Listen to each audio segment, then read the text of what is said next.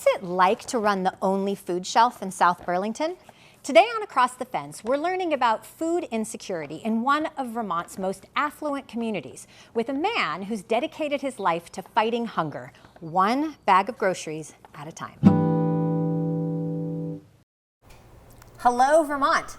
Thanks to its partnership with Common Roots Farm, also located in South Burlington, when the weather starts to warm up, the South Burlington Food Shelf is able to host a farm stand, connecting its customers with fresh greens and produce. Back in April, they were offering some of the first farm-grown spinach in the neighborhood. The partnership with Common Roots also brought UVM senior Aiden Holmes to the food shelf. And Aiden, now an intern with Across the Fence, was so impacted by the experience, he not only made a short student film about the man and the mission behind the shelf, he also brought the story to us. Aiden joins me as my co-host today and Across the Fence first. Thanks, Amy.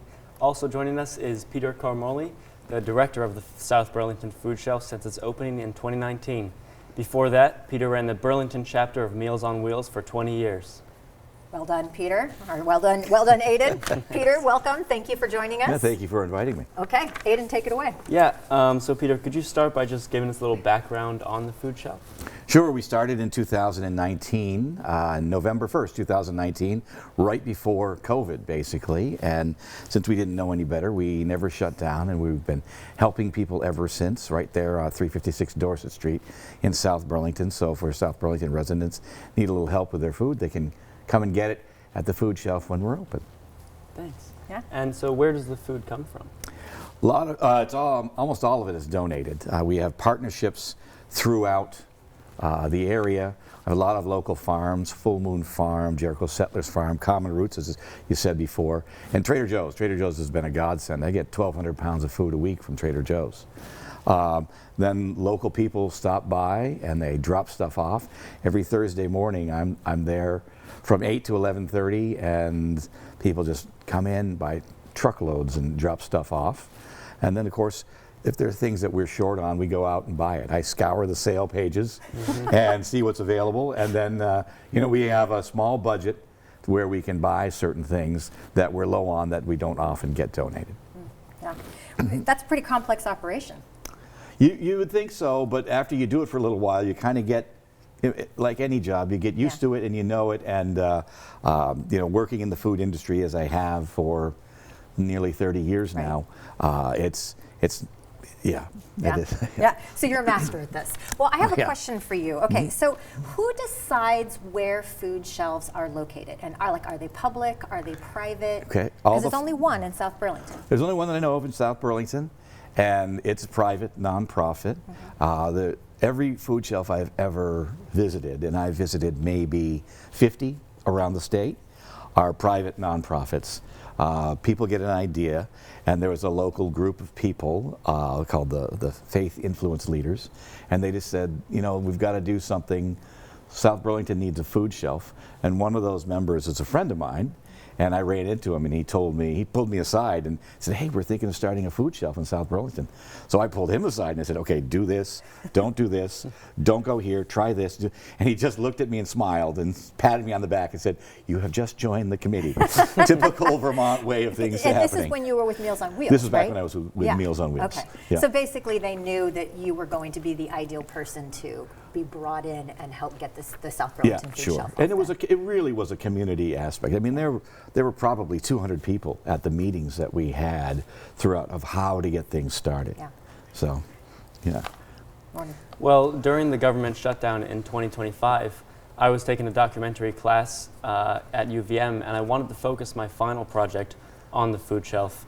And as SNAP benefits were getting cut off, I got to talk with Peter about the problem, and some of Peter's really stuck out to me. Take a look.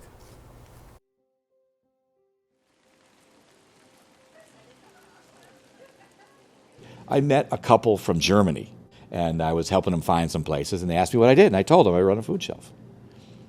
And they said, what is a food shelf? And I told them what it was. And I said, do you probably have them in Germany? And they said, no. We consider that a failure of government, if that is the situation. That would never happen in Germany. That's a failure of government. Everyone's just one slip away from needing a food shelf. You know, it just takes one little thing in our society. It shouldn't be so hard to live here, to survive and to thrive. You know, people say, well, what if you make a mistake? What if you're wrong? It's like, if I'm wrong, I'm wrong. I'm going to make errors. I'm a human being, and that's what we do. To err is human. To forgive is divine. But I want to err on the side of love. If you do that, you're not going to look back and wince at your actions. That was pretty great. Aiden, I have to say, really impressive work. I got to see the longer video, and it's very good. I know you've seen it too, Peter. Yeah. In it, another thing that you said, and you were talking about government protests that were happening in November 2025, you said, every day I go to work is a protest. And I thought that was really powerful. What did you mean by that?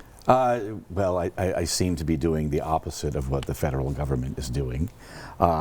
Sadly, you know, they're taking things away from people, and I'm giving things to people. You know, we're giving things to people.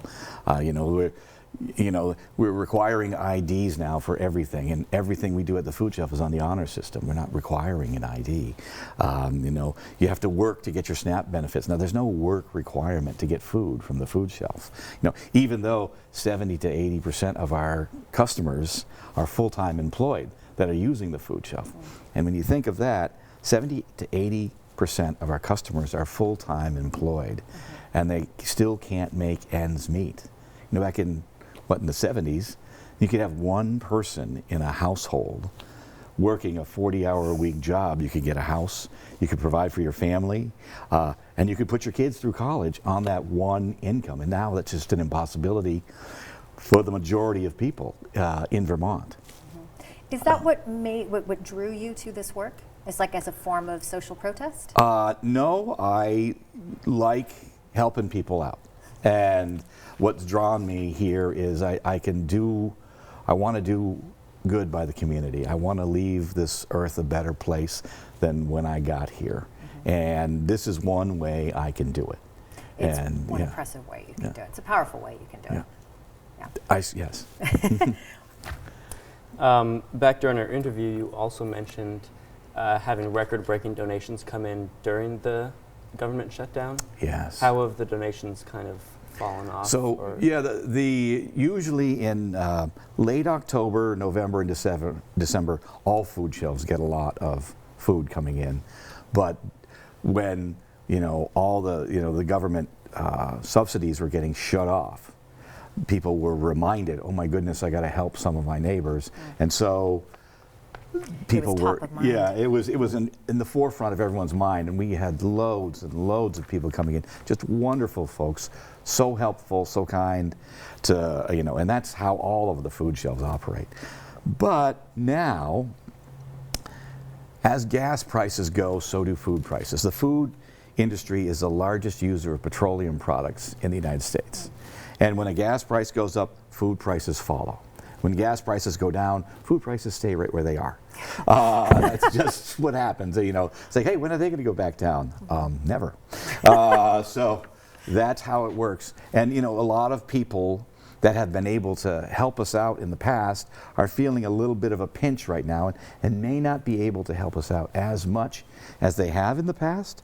Still wonderful people, still great folks, food's still coming in, and we still have enough to help the population that we're feeding. I mean, we're feeding, we've helped out 20% of the population of South Burlington since we began. So that's an astounding number.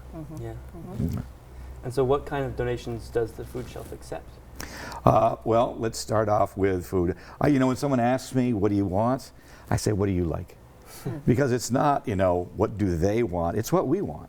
There's no us and them. It's all us, and us with, we're all one slip away from needing help for some reason through the food shelf. But I can tell you, the biggest things we need, I mean, I'm shocked, like ketchup is like the #1 thing people want.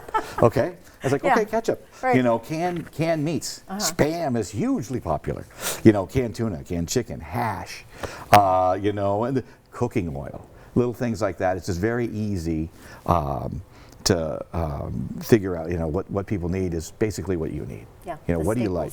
Yep, staples. During the video, you also mentioned the couple from Germany who didn't know what a food shelf was. Yeah. In order to get to a world where food shelves don't exist, or a country at least, briefly, what kind of steps could we take? Briefly, how can I solve world hunger? Yes, oh, thank you. Hey, look at this. As a co-host, he's going right for the banger question. Go for it. There's no reason we should have hunger here. I mean, we have so much food. Like I said, I get 1,200 pounds of food from Trader Joe's that they can't sell. A box is partially ripped, okay? Still packaged, everything's good. Instead of throwing that out, they can give that to me. We're covered by the Good Samaritan law if there's anything wrong with that. So they donate that to me. Great folks over there. Farmers have so much food that they can't sell it all. They don't want it to rot, so they want to give it to. Jericho Settlers Farm. Throughout the winter, I get great stuff from them. I just get these cases of multicolored carrots. The Vermont Food Bank every first Tuesday of the month drops off produce for all the food shelves in the area to pick up.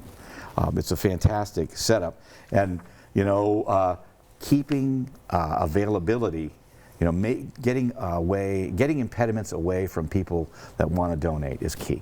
Mm-hmm. And having a setup, just about every town has a food shelf. And, you help one of them, you help us all, is what I always say. So keep those impediments away, keep giving us food. And the other thing is good food.